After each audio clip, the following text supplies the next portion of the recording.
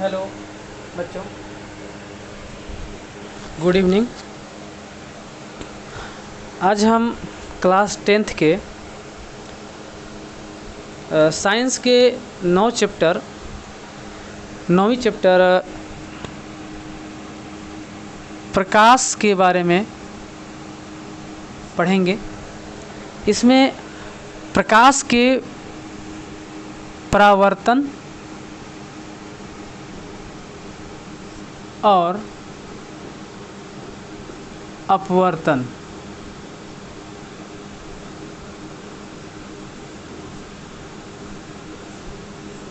इसके बारे में पढ़ना है। ये जो है से एग्ज़ाम के अनुसार बहुत ही महत्वपूर्ण चैप्टर है।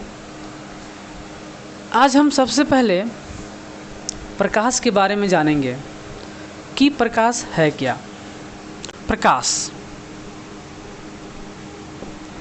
प्रकाश एक ऊर्जा है। प्रकाश जो है से एक ऊर्जा है और कुछ वैज्ञानिक इसे तरंग कहते हैं। इसे तरंग भी कहते हैं। कुछ वैज्ञानिक इसे कण कहते हैं कि प्रकाश एक कण है। प्रकाश एक कण है, कोई बोलते हैं तरंग है और ऊर्जा भी है। और यहाँ तक कि ये विद्युत चुंबकीय तरंग है। इसे कहा गया है विद्युत चुंबकीय तरंग।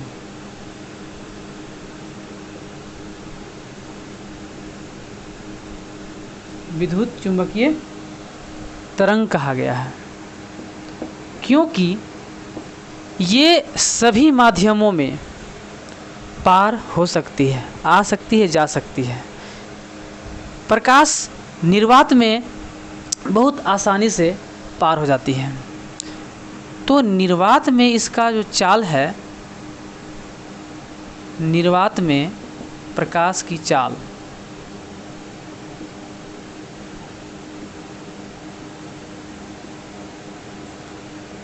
निर्वात में प्रकाश की चाल 3 × 10⁸ मीटर प्रति सेकेंड है। इसका मतलब ये है कि 1 सेकेंड में लगभग 3 × 10⁸ मीटर चाल है, इसकी चलती है। तो ये हम चाल के बारे में समझ गए। प्रकाश और भी कारणों से बहुत महत्वपूर्ण है। पहला ये है कि प्रकाश जो है से सभी वस्तुओं को दृश्यमान बनाती है। वो कैसे, आइए समझते हैं कि जब किसी भी वस्तु को हम देखते हैं तो प्रकाश के माध्यम से देखते हैं। सबसे पहले होता क्या है कि प्रकाश जो है से किसी वस्तु में टकराती है।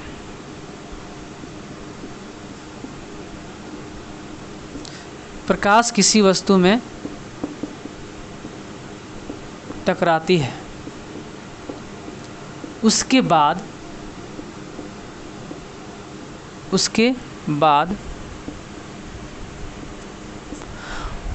वो प्रकाश उसमें टकराकर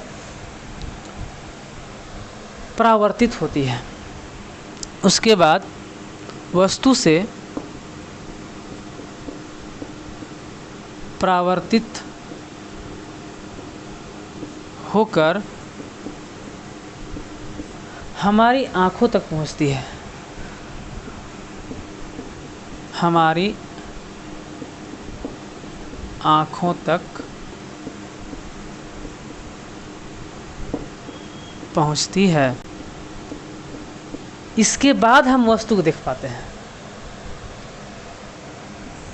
यानी कोई भी वस्तु को देखने के लिए सबसे पहले प्रकाश उस वस्तु में टकराती है, उसके बाद परावर्तित होकर हमारी आँखों तक पहुँचती है, तभी हम वस्तु को देख पाते हैं।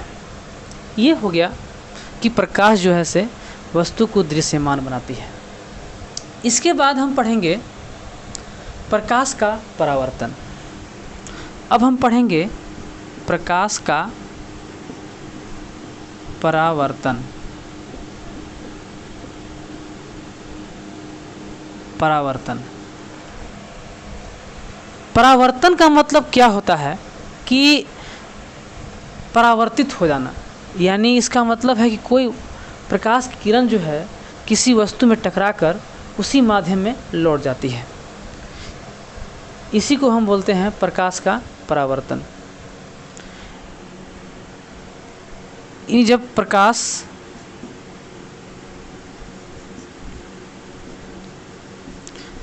की किरणें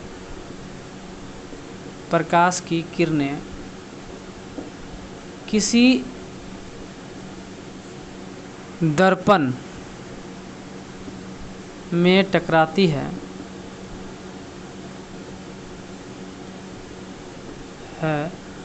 तो वह जिस माध्यम से आती है,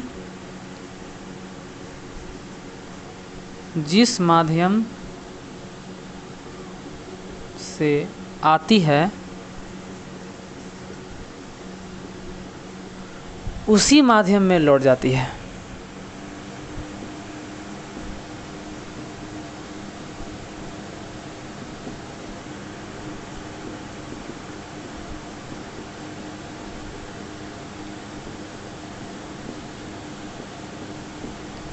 प्रकाश का परावर्तन, प्रकाश की किरणें किसी दर्पण में टकराती है तो जिस माध्यम से आती है उसी माध्यम में लौट जाती है, उसी को हम प्रकाश का परावर्तन कहते हैं।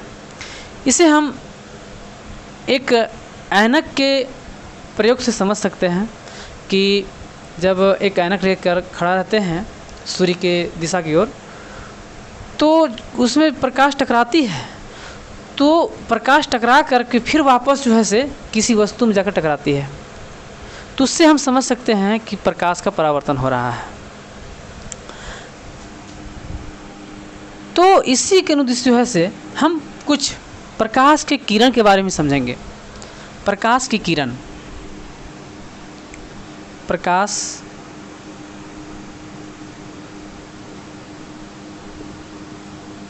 की किरण ये हमेशा सीधी रेखा में गमन करती है। ये हमेशा सीधी रेखा में गमन करती है।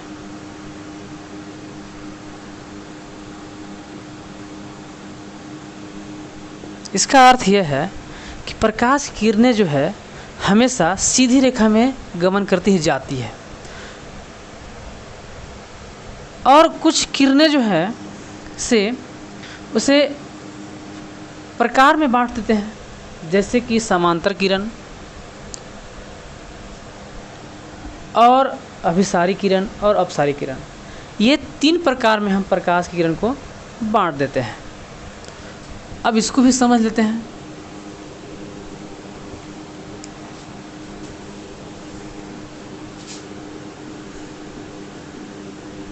प्रकाश की किरण के प्रकार, इसको हम एक टाइप्स के रूप में ले लिए हैं। पहला है समांतर किरण,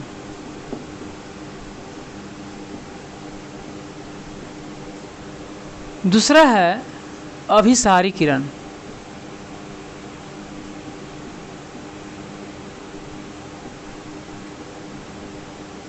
और तीसरा है अपसारी किरण। तीसरा है अपसारी किरण। इसको 3 टाइप के रूप में हम बांट दिए हैं। पहला समांतर किरण वो होते हैं जो किसी स्रोत से निकल करके वैसे दो किरण जो किसी स्रोत से निकल करके किसी बिंदु को पार होते हुए समांतर होते हैं। मतलब ये भी किरण है और ये भी किरण है, ये दोनों का बीच की दूरी जो है से बराबर है। दोनों किरण के बीच की दूरी जब बराबर है तो उसे हम समांतर किरण कहते हैं, और दोनों ही एक ही दिशा में जाते हैं। ठीक है। दूसरा है अभिसारी किरण। ये जो है से किसी स्रोत से निकल करके, एक स्रोत है, ये सूर्य किरण है, अब ये स्रोत से निकल करके ये किसी एक निश्चित बिंदु पर मिल जाती है। इसको हम अभिसारी किरण कहते हैं। इसका मतलब ये है कि वैसी किरण जो किसी स्रोत से निकल करके एक बिंदु में मिल जाती है। हम आमतौर पर दर्पण में ये देखते हैं कि अवतल दर्पण में फोकस, एक पॉइंट होता है फोकस, हम बताएंगे, वहाँ पर किरणें मिल जाती हैं। अब सारी किरण जो किसी स्रोत से निकल करके फैल जाती है,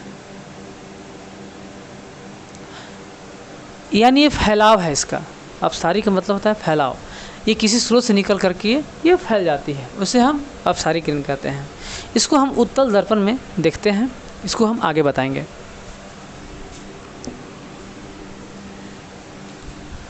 तो हम पढ़ रहे थे प्रकाश का परावर्तन।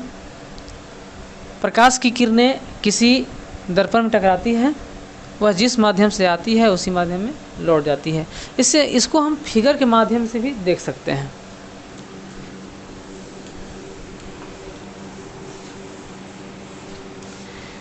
एक दर्पण है,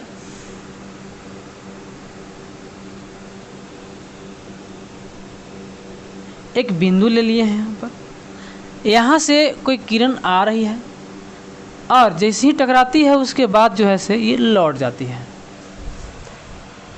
यानी जो प्रकाश किरण है जिस माध्यम से आ रही है उसी माध्यम में जो है से वो लौट रही है। और इस एक काल्पनिक रेखा है जो दोनों को बराबर भागों में बांट रहा है। इसको हम अभिलंब कहते हैं।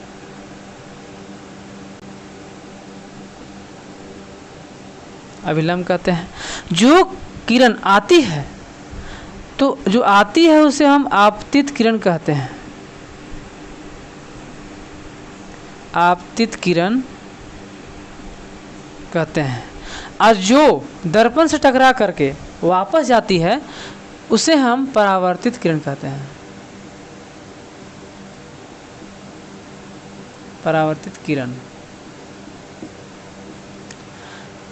आपतित किरण में जो कोण बनता है, यहाँ पर एक एंगल बन रहा है ऐसे और यहाँ पर ऐसे, ये एंगल आई है और ये एंगल आर है। ये एंगल आई और एंगल आर दोनों बराबर होते हैं। आई का मतलब है इंसिडेंट एंगल, यानी आपतन कोण। इसे हम बोलते हैं आपतन कोण।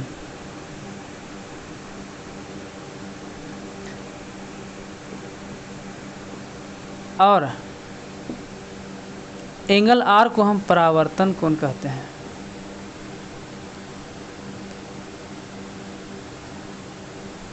कोण। अब ये दोनों कोण बराबर होते हैं। आपतन कोण और परावर्तन कोण दोनों बराबर होते हैं।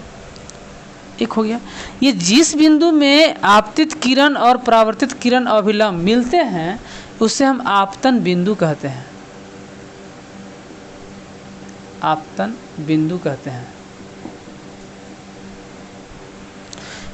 यह है आपका प्रकाश का परावर्तन, यानी किसी दर्पण में टकरा कर जो है से उसी माध्यम में वो लौट जाती है। ठीक है। इसके बाद हम फिर कल पढ़ेंगे।